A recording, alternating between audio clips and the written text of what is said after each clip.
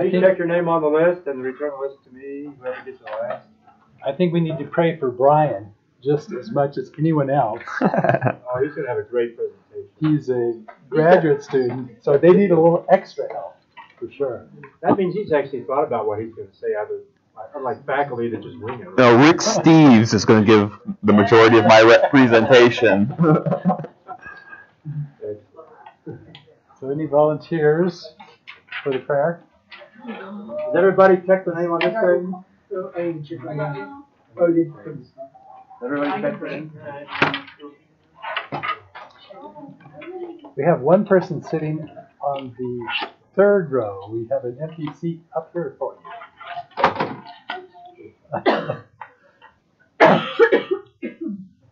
Not that we're trying to intimidate you. Our Father in heaven, we're grateful that we can be gathered this afternoon to be here and learn more about the theology of Italy. We pray, Father, that we can have Thy Spirit to be with us, that we can do the things that Thou wouldst have us do.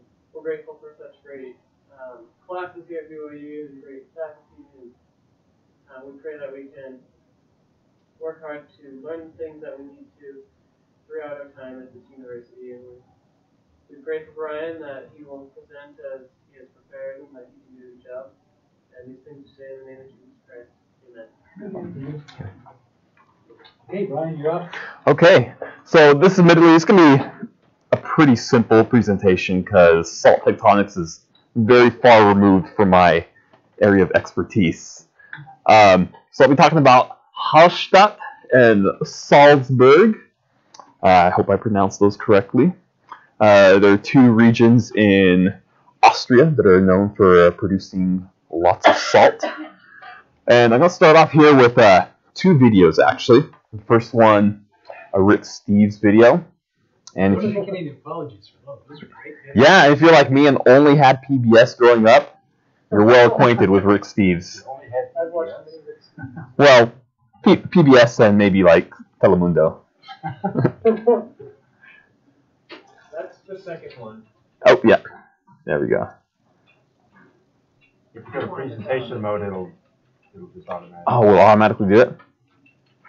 No, I don't know. Sorry, in case you didn't. It might not be linked in properly. Okay.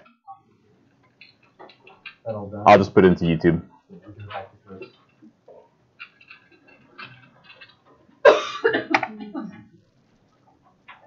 She got it. Salzburg's pride in Mozart shows itself best not in museums, but in live concerts. Salzburg is a world-class destination for live musical performances. Each summer, it hosts its famous Salzburg Festival. Salzburg's busy all year long with over 2,000 live performances in churches and palaces like this.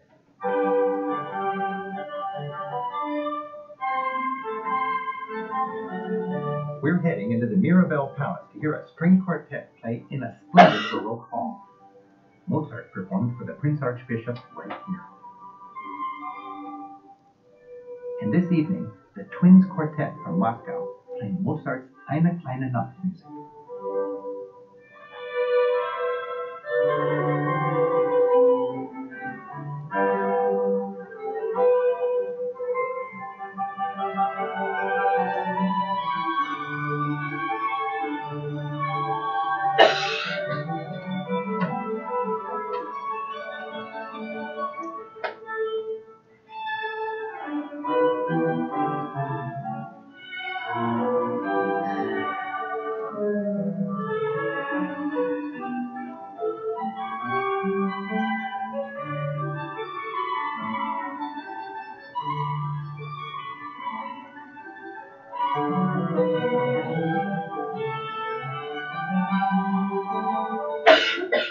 The surrounding Mirabell Gardens, laid out in 1730, are a favorite with locals and tourists alike.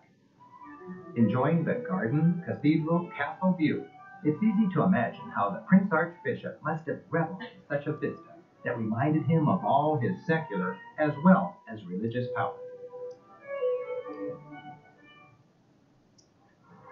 We're heading 2 hours southeast of Salzburg to my favorite Salzkammer and my favorite Salzkammer bootleg. The tiny train station is across Lake Hallstatt from the postcard pretty town by the same name, Hallstatt. boat, meets each arriving train, and glides scenically across the lake into town. Lovable Hallstatt is a tiny town floating onto a ledge between a mountain and a swan-ruled lake. Apart from the waterfall, which rips through its middle, Hallstatt is an oasis of peace. With the scarcity of level land, tall homes had their front door on the street-level top floor, and their water entrance several floors below. The town, which originated as a salt mining center, is one of Europe's oldest, going back centuries before Christ. There was a Hallstatt before there was a Rome. In fact, because of the salt mining importance here, an entire age, the Hallstatt era, from about 800 BC to 400 BC, is named for this once important spot. If you dug under these buildings, you'd find Roman and pre-Roman Celtic pavement stones from the ancient and prehistoric salt depot. This cute little village was once the salt mining namesake of a culture that spread from France to the Black Sea. Back then, salt was so precious because it preserved meat, and Hallstatt was, as its name means, the place of salt. A steep funicular runs up the mountain to Hallstatt's salt mine. It's one of many throughout the region that offer tours. Isn't that beautiful? At the mine, visitors slip into overalls, meet their guide, and hike into the mountain. While this particular tunnel dates only from 1719, Hallstatt mine claims to be the oldest in the world. In the tour, you'll learn the story of salt. Archaeologists claim that since 7000 BC, people have come here to get salt. A briny spring sprung here, attracting Bronze Age people. Later, miners dug tunnels to extract the salty rock. They dissolved it into a brine, which flowed through miles of pipes, the oldest known out longest, to Hallstatt and nearby towns where the brine was, and still is, cooked until only the salt remains. A highlight is riding miner style from one floor down to the next, praying for no splinters. You're going to take something up that will make you really slick. Since it had no road access, people came and went by boat. You'll still see the traditional tour boats designed to carry heavy loads in shallow water. Herr Alfred Lenz makes the town's traditional boats from a 200-year-old design. The oarlock is still made of the gut of a bull. Look at that traditional motor.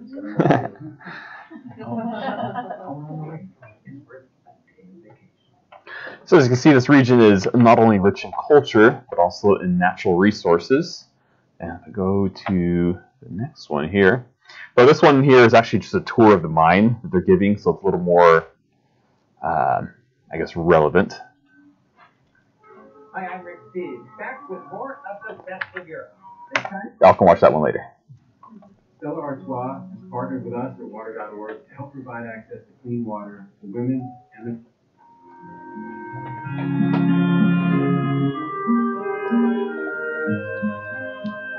We have arrived at the oldest salt mine in the world, the Salzburg.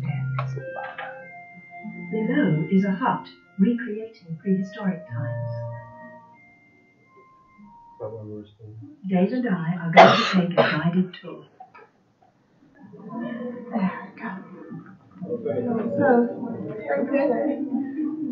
I gotta put on these cool clothes. I chose blue. I'm gonna see what color. So, it's going to be cold in there.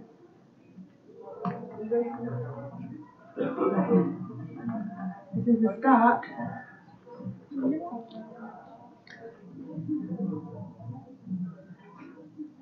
This is what they're all wearing this year.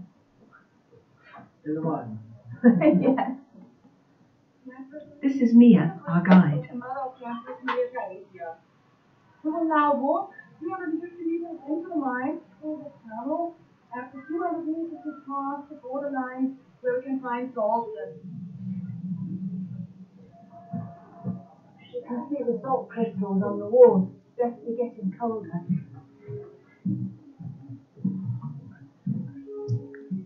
You sit on the side, grab the left, now right. To get between the levels of the mine, there are wooden slides. And the most important important thing is that you don't break your arms, nor legs, because otherwise you can make turnovers maybe. So screw it out, but don't break it, don't make it.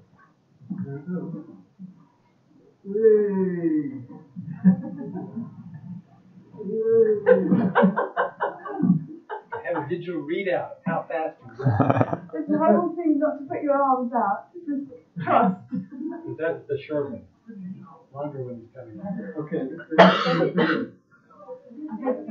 Reminds us that all the salt in here came out of the ocean. About 250 million years ago, the whole area was covered by the ocean. And what you can see here when you look around, this is salt with different colors. And we still don't know how deep the salt is here, so we can't say how long we can mine the salt here. At the moment, we produce 750,000 tons per year.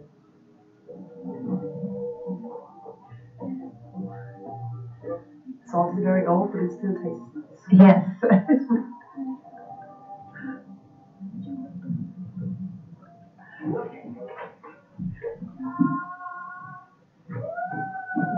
This slide is far longer than the first one. Dave holds onto his camera. Here we go. Whoa! They have stairs for those.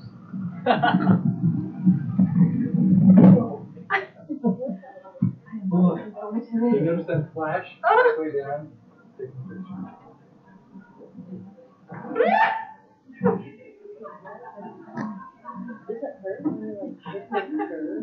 Oh, I thought it was going to come off. Here she comes. Survival rate twice.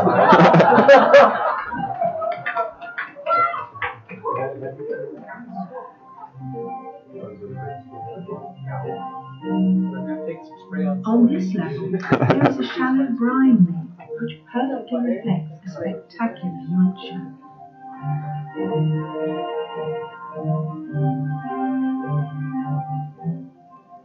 Top of the meeting now, with all the kinds of techniques.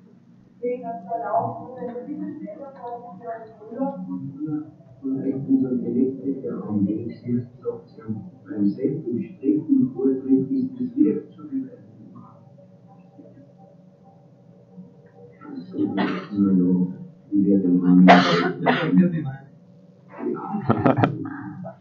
That is the prehistoric part of the mine. Just about, I can't quite stand up, you know, it's not that tall.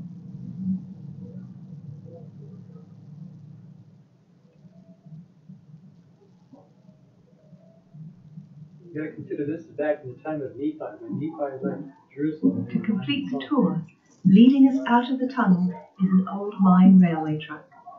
Don't stand up, don't lean out, keep arms and legs closed.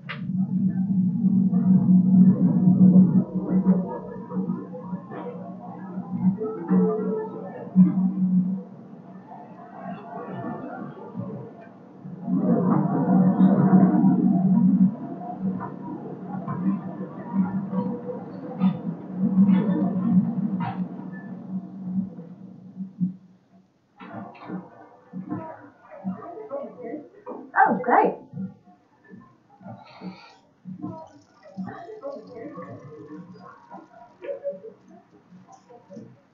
Well, that was well worth dressing down for. How lovely you look. Okay, so that's the end of the videos right there. And now I'm just going to talk a little bit about the geology of these regions, or first about the geography, generally where we're at. So, of course, this is Austria. We got Salzburg and Hallstatt, and they're part of the Northern Calcareous Alps, is what it's referred to as.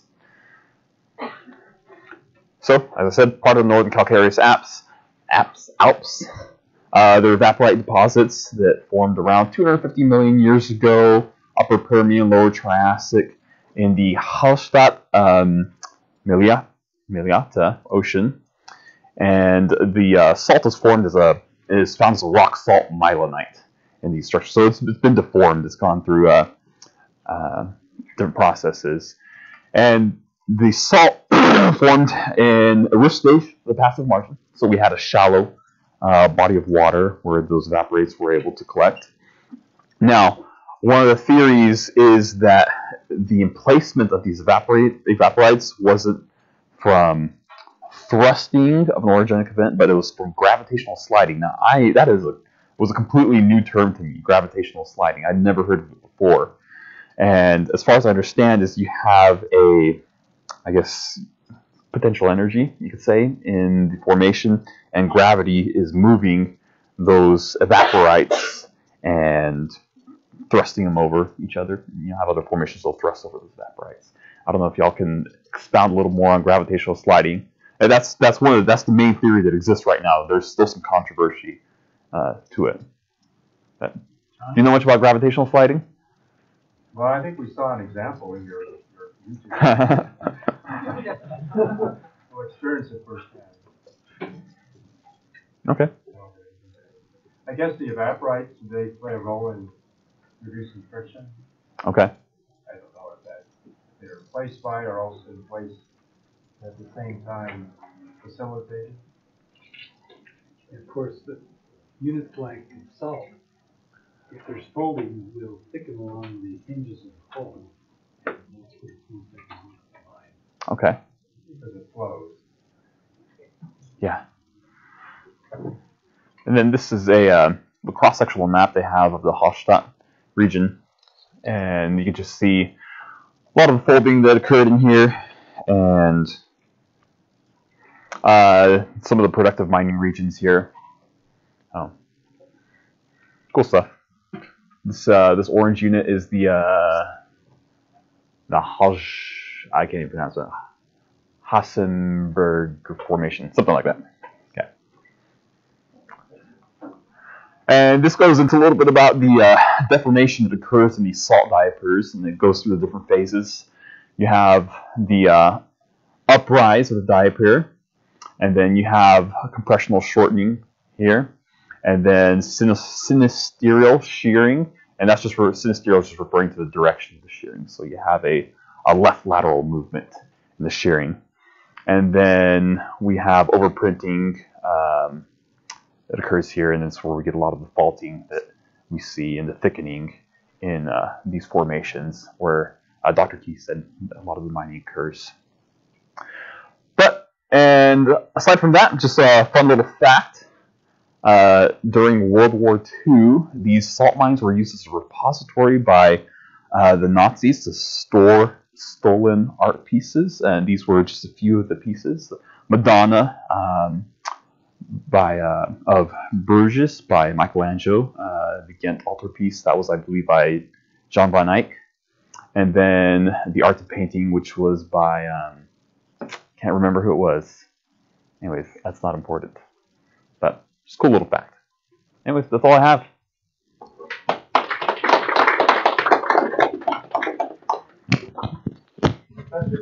Questions?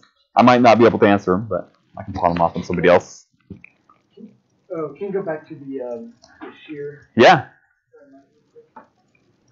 Okay, so the compressed up here, is that like up and down, or is this like, yeah? This right here? On phase 2. Phase 2? Yeah. I think that's, let's see, it says right here, shown, this is shown in map view right here. So this is looking at from above. Okay. Yeah. So they said that they don't know. They don't know how deep it goes, or they don't know how well they can mine it, or something along those lines. Do they have an idea of, or even a guess of how deep it is? I would imagine that with some geophysical data, they could have a good estimate, but I didn't see anything specific, a specific number in regards to that. I know, salt is salt can usually be imaged pretty well in the subsurface. Well, an upper boundary. An upper boundary. Okay. Because it has highly attenuated sound. Yeah. Okay. So yeah, I don't know. Bonnie, you had your hand up. I guess she can, but they are still mining. mining it today? I believe so. It's still actively mined. Yeah. They said in the video that they still take out the stone. Yeah. I don't know, but they still are taking Through that dissolution method where they dissolve it and pump it out. really old process. Delicious. Tastes really good. It's like cheese. That's been there for Michael. Is it that profitable? The salt is kind of not worthless. I mean, it's used all the time, but it doesn't cost anything. Like, are they able to mine that effectively, the salt, to still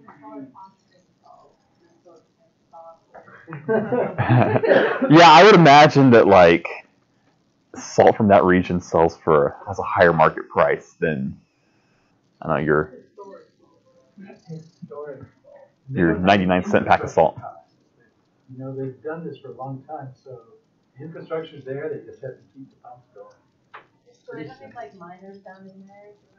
I don't know what they do. They don't say, they don't It's tell probably you like anything about more it. machines, rather than the It's more machines. At least I don't know, not to keep you might know this better, but it's not like the salt is found in like veins. Is it just like the whole thing? They can kind of carve it out and dissolve it. Let's try and get them to talk a little bit more. We don't say much about that, but trace secrets. Yeah, they gave like a range in some of these papers that I read on the percentage of halite in the rocks. I saw 50% often. Yeah. That's a lot.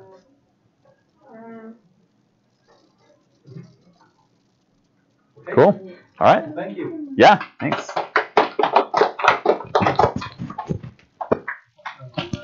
Next week we've got Dr. Ritter talk about the Dolomites and the Ammonites and the Zoramites. And then he'll come back on Thursday and talk about best and worst routes of climbing the Matterhorn. Nobody wants it. So he feels like he can talk about it enough to satisfy our ignorance. You can pose in front of it. That's next best thing. Picture. You do like the whole thing with like the tower. Yeah. So you I'm can, on like, top.